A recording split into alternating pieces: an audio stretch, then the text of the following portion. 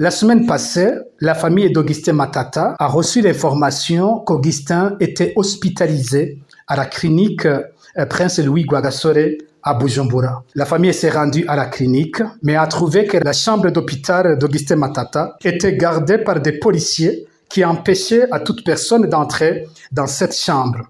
La famille n'a donc pas été autorisée à rendre visite à Augustin Matata. Il a fallu plutôt l'arrivée du président de la CNDH, le président lui-même, qui a forcé son entrée dans la chambre et qui a pu constater la gravité de l'état d'Augustin Matata, un état qui est issu de la torture qu'Augustin Matata a subie au sein du service national de renseignement. C'est au lendemain de cette visite que la CNDH a sorti une déclaration dénonçant 2 cas de torture au sein du service national de renseignement.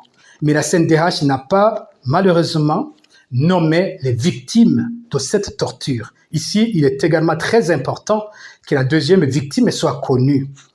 Et malheureusement, hier, Augustin Matata est décédé à la clinique Prince Louis Rwagasore. Pour nous, c'est d'abord le moment de présenter nos condoléances à la famille d'Augustin Matata et au parti CNR. Ici, nous rappelons qu'Augustin Matata est un ami très proche d'Elie Ngomirakiza, le président du parti CNR en commune Mutimbuzi, qui lui-même a été enlevé par des éléments de l'armée burundaise en juillet 2021 et que Elie Ngomirakiza n'a toujours pas été retrouvé. Nous voudrions assurer la famille de notre soutien et leur dire que nous allons continuer à suivre de près l'évolution de ce dossier. Nous espérons que cette famille va également porter plainte contre les auteurs de la torture d'Augustin Matata, une torture qui aura donné lieu à cette mort. Nous demandons à la CNDH de préciser davantage les victimes et les noms des victimes de la torture au sein du SNR, mais aussi les noms des auteurs de ces crimes extrêmement graves. Le renseignement burundais arrête des gens,